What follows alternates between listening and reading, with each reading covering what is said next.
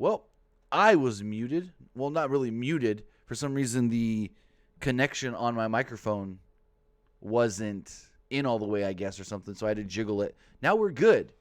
Again, I stated when you couldn't hear me, because like I said, I was plugged in, but I guess the connection came a little loose. I thought tonight's Smackdown was an okay show. For a go-home show, it was better than Raw. I'll give it that. For a go-home show, it was better than Raw. I thought the pacing of tonight's show was really well, as far as it didn't seem long. It felt like everything went smooth. But outside of a couple good matches early, it kind of fell off for me, and I lost some interest, and I'll get into all that. But first, let's see who's here with us in the live chat. We do have Kristen McNutt, Ahsoka Skywalker, a Broken King Slender, Nelson, Young Tev, Ethan Taylor, Fonzie, 805. We've also got NMD, a wrestling show, Fully Clutch, and so many more of you. So let's just kick it off. SmackDown starts in the back with Mandy Rose warming up for her upcoming match. Chris McNutt, not even going to talk about that. I don't want to hear another word about that, man, because I could honestly care less. So, give me 1 second. No. So, Mandy Rose is warming up. She's doing a little, whatever you want to call them, stretches and arm curls with the bands. And Otis walks up and he's just like, "You ready?" And she's like, "I have this under control. You need to worry about your Money in the Bank match this Sunday." And he's like, "Okay." And so she kisses him on the cheek and Otis walks off. Then somewhere else backstage, Sonia Deville was warming up. She's doing her punches or whatever. And Dolph walks up and he's just like, "You good?" And I lost my spot. And she said, "Yeah, she's ready." She noted that she waited 5 years for this moment. Ziggler promised to be waiting for her backstage. He asked Deville not to hurt Rose's face. And she said, "I can't make any promises." So we get that, right? And I'm like, oh, wow, they're really building this up. It's got to be the main event. I was wrong. Nope, I was wrong. It was the opening match of the night. PY says those punches. I don't have much room here in front of me. So we get Sonia and Mandy opening up the show. Mandy's leg was all taped up from the attack last week. Rose jumped Deville to start the match. She backed Deville into the corner and beat her down. Deville attacked the injured leg and gained control briefly. Rose recovered and rocked Deville with forearms. Deville rolled out of the ring. Deville attacked Rose's leg to regain control. Deville slowed down the pace with the body scissors. Deville trash-talked Mandy and pulled her eyelashes off. Now, I've never worn fake eyelashes, but does it hurt just getting them ripped right off like that? I don't know. If someone can let me know in the chat or the comments. Because Mandy really didn't sell it that much. Rose fought back, but Deville took over again. Rose fired back with a series of clotheslines. She followed up with a knee, which sent Deville to the floor. Rose slammed Deville face first into the announce table and threw her over it. She then threw Deville into the steps and launched her over the announce table. Rose screamed at Deville back into the ring. She attempted a jumping knee strike, but Sonia rolled her up and pinned her, but she had them tights pulled. So you can say, oh, well, Mandy's going to want a rematch because Sonia cheated to win. And we'll see. Sonia ran off and didn't even give two cares about cheating to win. All she cared about was I won, and there we go. Crystal picking up with a super chat donation. She says if Roman Reigns want to come back work and didn't have no heat with WWE, why the hell they were... You're asking the question of a lifetime. And no one said he's got no heat. He didn't even say he's got no heat. All Roman said, so if you guys didn't hear it, Roman did an interview with TMZ. He didn't say that anyone was mad at him or not mad at him. He didn't say that there is or isn't heat on him. All Roman basically said was he wants to come back eventually, but that he didn't take time off because of his health. He took time off because his wife just gave birth to 2 twin boys. That's all it is. We don't know anything outside of that. Roman didn't say there's no heat on me. Roman didn't say nobody's mad at me. All he said was, I didn't leave because of my health. That's all.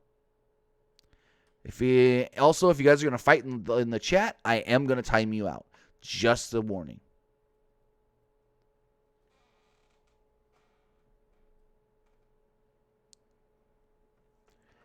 Next up, we got a 8-man tag team match.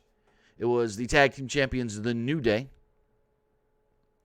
against the teaming with the Lucha House Party. They take on the Forgotten Sons and the Miz and Morrison. They recap Lucha House Party defeating Miz and Morrison 2 weeks ago. They also recap Forgotten Sons defeating the Smackdown Tag Team Champions in a non-title match last week. Miz and Kofi went back and forth early on in this match. All 8 guys jumped in the ring and started brawling. Big E launched Kofi over the top, onto the floor, onto all the heels. Lince Dorado and Gran Metalik both hit suicide dives.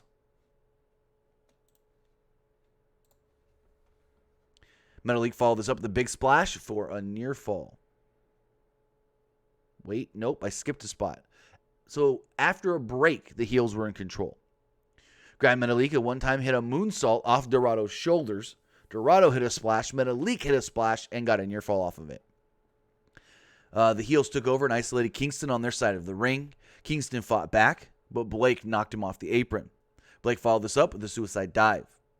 Back from the break, the heels continued the beat down on Kofi and cut him off in the corner.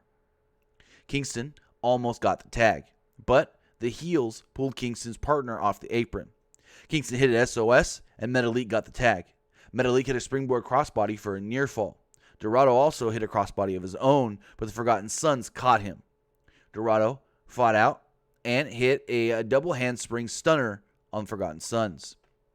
Forgotten Sons then hit their inverted DDT foot stomp on Big E on the floor. Blake then powerbombed Kofi onto Big E. In the ring, Morrison hit a Starship Pain, but Dorado moved. Dorado hit a reverse Rana on Morrison, but Miz then made the blind tag. Miz jumped in, hit the skull-crushing finale on Lince Dorado, and picked up the victory. So Miz and Morrison and the Forgotten Sons pick up the victory. With that, if you look at, and I'm going to talk about this again, WWE logic. Booking logic going into a pay-per-view. The heels lost, or the heels won. More specifically, Miz and Morrison won. That basically tells us they're not winning on Sunday. I assume New Day's going to retain. In the back, Kayla Braxton interviewed King Corbin. Corbin's certain his team is going to win tonight, so he's looking past the 6-man tag. Corbin went through the participants in Money in the Bank. He teased tossing Rey Mysterio off the top of the building. Corbin promised to win the Money in the Bank. Been a lot of teasing of throwing someone off that building, and we heard that apparently at the tapings, Vince showed somebody how to fall off of something high. So, we'll see. We'll see. Next up, we got the return of Jeff Hardy. Renee Young introduced Jeff Hardy. Young mentioned the videos covering Hardy's career in the last few weeks. Hardy noted that every low taught him how to get back up. We then see Sheamus in the back talking, watching and trash talking to a screen, basically. He's like, "Oh, nobody cares about you, guy." In the ring, Hardy noted that he could still hear people chanting his name. Sheamus got frustrated and came out to the ring after Hardy said, "I know Sheamus wants to talk to me, so why hasn't he come out here?" Hardy admitted that he was surprised that Sheamus hadn't come out yet when Sheamus, finally did. He's like, he was like, "I thought Sheamus would come out here the moment I come out here." So Sheamus promised to take out Hardy. Sheamus pointed out that nobody cares about him. He thinks that he's going to get fans cheering for him, but there's no fans to cheer. He walked down to the ring, but Hardy got the better of him. Hit him with a twist of fate and a swanton that looked like it hurt Jeff a little more than it hurt Sheamus. Jeff was a little bumped up, bruised up after that swanton. You can tell, like, he hit that swanton, and he was just like, fuck my side, basically. Jeff then jumped out of the ring after screaming to a non-crowd. He ran up the ramp, and Sheamus was yelling at him, come back here, let's fight again. We don't need any sneak attacks or something like that. Sinclair Saturday says, hey, Tim, do you think Jeff Hardy versus Sheamus will happen at SummerSlam? Well, SummerSlam's 3 months away. We've got the June pay-per-view and the July pay-per-view before SummerSlam. I assume one of those is maybe Extreme Rules. So, probably before SummerSlam, to be completely honest. I would say well before SummerSlam, unless it drags out and we get it at multiple pay-per-views. But I would assume that the first match is months before SummerSlam. They're not going to do something right now that has no other legs to it. Like you can say Sasha Bailey, that looks like SummerSlam. But then you say, well, you're saying that SummerSlam's that far away. How's SummerSlam? Because there's stuff in between SummerSlam and now that they can do to hold that match off. With Sheamus and Jeff Hardy, there's nothing that they can do in between that can hold that match off. So I think well before SummerSlam, we get a Jeff Hardy-Sheamus match. Now, could we get a rematch at SummerSlam? Of course, depending on how the first match goes. And after this segment, and during this segment, was kind of when I started losing interest in the show, to be completely honest. We then got Universal Champion Braun Strowman face-to-face with Bray Wyatt. John Brooks. Okay, I'm going to talk about your comment here because I got stuff to say. I don't think she's in the doghouse. I think they're giving her the Daniel Bryan that only ever worked for Daniel Bryan and nobody else. So, we get this face-to-face. It's Braun and Bray, both men down in the ring. Wyatt came out happy-go-lucky to see Braun. He noted all he wants is for Strowman to say he's sorry. Wyatt claimed that he's Strowman's creator and knows how to defeat him. Wyatt wants Strowman to come back home so he can be special like him. Wyatt just needs the Universal Championship back to take Strowman's burden away. Kind of the same deal that Seth Rollins is saying to Drew McIntyre. Hey, I know there's a burden and a stress of being the champion. So why don't I take that from you so you don't have that stress and burden? Strowman noted that Wyatt knows nothing about him. Wyatt laughed and tried to give Strowman the black sheep mask. The puppets from the Firefly Funhouse begged Strowman to come home. Strowman noted that he is home and promised to beat Wyatt on Sunday. He then said, all right, Bray, goodbye. See you Sunday. Got out of the ring and walked off. Cool. Wyatt then apologized and noted, I tried. In the back, Daniel Bryan and Drew Gulak approached Otis. They said, hey, you hear what Corbin said about you earlier? We need to talk. So it was obvious that he was their partner later on in the night. Hulk Hogan and Jimmy Hart announced that WrestleMania 3 in its entirety will be airing next Tuesday on Fox Sports 1. Now they say in its entirety. And I hope that means nothing gets edited out, but we'll see.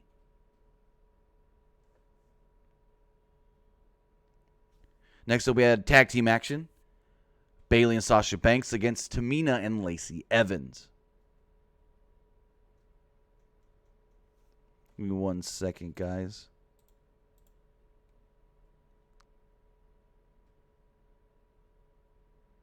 Okay, we're fine. So, there was a weird issue with commentary in this match because you can hear the normal commentary coming through the, headsets and everything. But then you can actually hear the cameras picking up Michael Cole's voice in the background as well, which is very weird and off-putting. Not off-putting, but distracting at points. So, Michael Cole teased problems between Bayley and Banks early on commentary. Bayley and Banks argued over starting the match, so Tamina jumped them both. The heels recovered and isolated Tamina in their corner. Tamina fought back, and the heels tried leaving. On the floor, Evans attacked Banks, and Tamina pulled Bayley back into the ring. Back from the break, Bayley distracted Evans, and Banks took over. The heels isolated Evans on their side of the ring. Evans fought back and tagged in Tamina. The heels jumped Tamina before she could get in the ring. Banks jumped off the apron, but Tamina caught her. Tamina then tossed Banks into the barricade.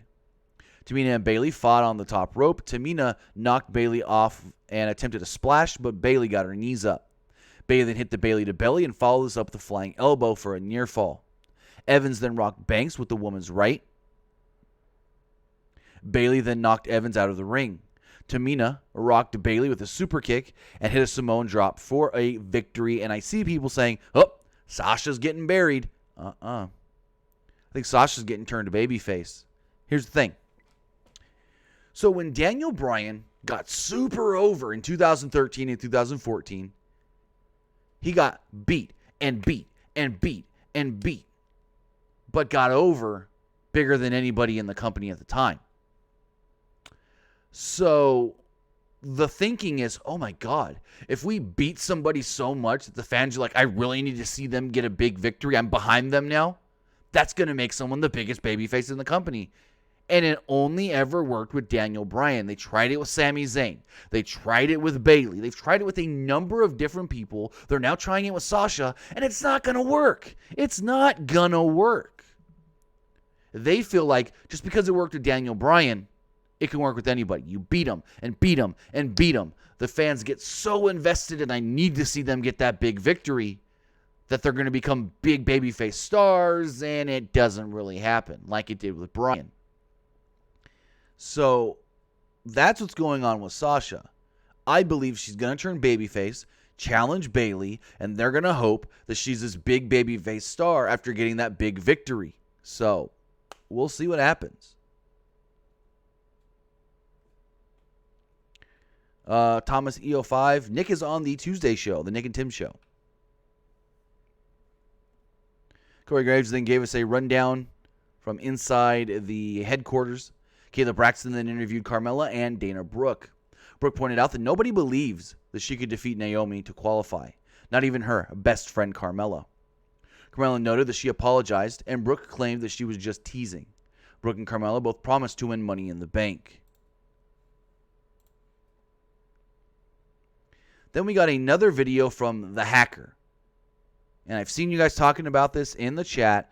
I don't think the Hacker's a female. Yes, they played a female voice, but there could potentially be more than one hacker.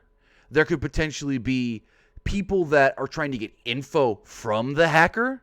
And maybe that female voice was somebody that sent in a voicemail trying to have the hacker help them find something out. But I don't believe that the hacker's a female. Also, the hacker has changed the coordinates on their Twitter to now You Need Us Louisiana. So that leads me to believe that the hacker may be more than one person. It may be a group of hackers, just saying. So let me go to our main event. But before we go to our main event, I'm going to tell you about our sponsor. Sponsor for this week, well, it's Manscaped.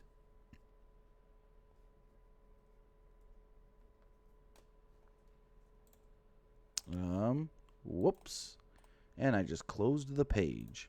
So a nice sponsor for this Smackdown podcast review is a Manscaped. Support for Pro Wrestling Unlimited is brought to you by Manscaped, who is the best below the belt grooming. Flowers are blooming, the grass is growing, and it's time to mow your lawn. Thanks to our sponsor Manscaped, you can trim the hedges below the belt safely and efficiently. I am talking about ball trimming. Manscaped is here to make sure you are smooth and smelling nice. After all, it's time for some spring cleaning. And like I always say, you got to make sure you keep it trimmed down there. Not only does it look better, does it feel better, but it's more hygienic. And what better way than to use a Manscaped trimmer, because you don't want to cut yourself. When you don't use a Manscaped and you just use like a regular razor, and trust me, I've had this happen, you're trying to focus, you're trying to go slow, you nick it. It hurts. Holy crap, it stings. But with Manscaped, that's not going to happen. And I can tell you firsthand after using Manscaped, it's such a smooth, easy, just trim. Nothing compares. Manscaped is the only men's brand dedicated to below-the-waist grooming. They have forever changed the grooming game with their Perfect Package 3.0. Precision engineering tools for your family jewels. The Perfect Package 3.0 kit comes with the Essential Lawnmower 3.0 waterproof, cordless body trimmer, and a ton of other liquid formulations to round out your manscaping routine. This third-generation trimmer features a cutting-edge ceramic blade to prevent manscaping accidents. Millions of balls are about to be nick-free thanks to Manscaped's advanced skin-safe technology. Inside the Perfect Package, you'll also find the Manscaped Crop Preserver, an anti-chafing ball deodorant and moisturizer. It's starting to get hot outside, and this is crucial so your balls stop sticking to your leg. Also, as our treat, you'll find the Crop Reviver, which will keep your balls smelling fresh just like spring flowers. Subscribe to the Perfect Package and get a new replacement blade refill for your lawnmower trimmer delivered to your door every 3 months, making sure your trimmer always stays hygienic and clean. For a limited time, subscribers get 2 free gifts: the Shed Travel Bag, a $39 value, and the patented high-performance anti-chafing Manscaped Boxer Briefs. This is the Perfect Package for your Perfect Package. Get 20% off and free shipping when you use code PWUnlimited at manscaped.com. Do yourself a favor and always use the right tools for the job. Get 20% off and free shipping with the code PWUnlimited. That's 20% off and free shipping at manscaped.com. Use code PWUnlimited. It's spring cleaning, baby, and your balls will thank you. So as we move forward here to our main event match, it was a 6-man tag team match. Daniel Bryan, Drew Gulak, a mystery partner who turned out to be Otis. No shock there. Corbin, taking on Corbin, Nakamura, and Cesaro. So Bryan rocked Corbin with a running drop kick to start this match. Corbin rocked Gulak with a shot to the throat, but Gulak fought back. Gulak and Cesaro had a great exchange here. Michael Cole talked about their match on the WrestleMania kickoff show. Gulak climbed to the top, but Nakamura pushed him off. Cesaro then hit an uppercut. Otis got tagged in and ran wild. He hit a splash in the corner, and Nakamura followed up with the Caterpillar on Nakamura. After a commercial break, the heels were firmly in control. Corbin slowed the pace down with a chin lock, and Bryan recovered and went for the leg. Gulak backed Cesaro into the corner. Cesaro placed Gulak on the top turnbuckle and hit an uppercut. Gulak rolled through and locked in a submission. Otis then threw Cesaro to the floor. Corbin jumped Otis from behind and tossed him over the top rope. Gulak then caught Corbin with the flying clothesline and got a near fall off of it. Nakamura and Cesaro sent Otis into the ring post. Bryan caught Cesaro with a knee, but Nakamura nailed Bryan with a kick to the head. In the ring, Corbin hit the end of days on Drew Gulak and actually picked up the victory. So like I said earlier, with the whole, if you win on the go-home, you're not going to win at the pay-per-view. Well, Corbin won on the go-home, so I don't think he's winning at the pay-per-view. I don't think he's winning Money in the Bank. After the match, Bryan, Otis, Nakamura, and Cesaro fought in the stands. Gulak leaped off the barricade onto all 4 guys. They fought to the back. Corbin was left alone and brought a ladder into the ring. He climbed up the ladder, but Bryan cut him off. Corbin recovered, though, and threw Bryan into the ladder. Otis would then jump in, try to take out Corbin. Otis tried to climb the ladder, but the rungs kept breaking, and he couldn't climb up. So is that supposed to be like a sign for Sunday that Otis is too big to climb the ladder, so Otis is going to pull out a heavy-duty ladder at some point? Corbin recovered and attacked Otis and Bryan. Bryan fought back and climbed up the ladder. Corbin tipped over the ladder, and Bryan landed on the ropes.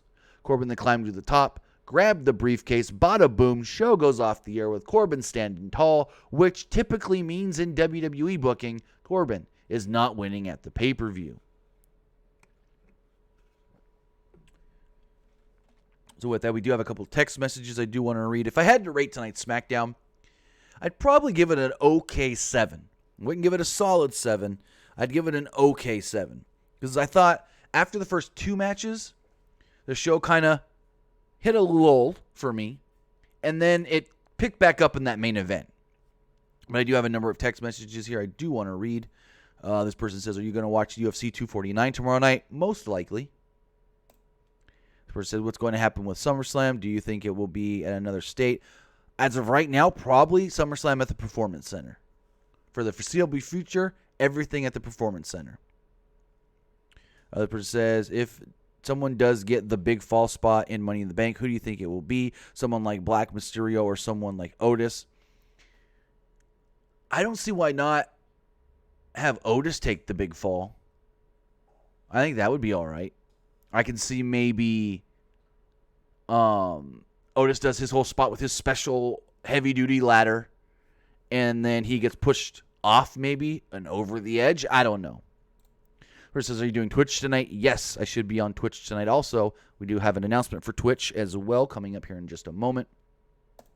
The person says, are all the matches taking place on the roof? Not to my knowledge. Far as I've been told, everything is taking place in the PC except for the Money in the Bank ladder match. That is the only match, and I could be wrong here, but from what I was told, the only match taking place on the roof is the, what's it called? Money in the Bank ladder match is the only one taking place on the roof. First says, do you think Sonia and Ziggler try to screw Otis? Probably not. I don't think they brought too many extra people to these Money in the Bank ladder match tapings. Chris McNutt with a super chat donation. She says, Tim, when is the new episode of Dark Side of the Ring? Talk about Owen Hart because I'm interested about it. New episodes are on Tuesdays. I think the Owen one may be in 2 weeks. I'd have to look that up. I'm not sure exactly. I just know Owen is the season finale. So with that, I do want to let you guys know that I will be live on Twitch tonight, twitch.tv/TimmyBuddy. But if you guys want an opportunity to win a copy on Steam of Alien Isolation, you can do so by heading over to The Director 47 on Twitch, twitch.tv/The Director 47. All you have to do is go over there and in the chat, put in !raffle. You will then be entered into the raffle to win a free copy of Alien Isolation on Twitch. So with that, like I stated, to win a copy of Alien Isolation, just head over to The Director 47, twitch.tv/The Director 47. Link is in the description below. So with that, guys, have a great night. I will see some of you guys later on Twitch, twitch.tv/TimmyBuddy, as I will be streaming probably Valorant. Maybe jump into something else. Not quite sure. Going to have a special guest on there with me as well. So with that, have a good night, guys. I'll see some of you later on. Maybe I'll see some of you tomorrow. And I'll see most of you probably back here Sunday for Money in the Bank. Have a good night, guys.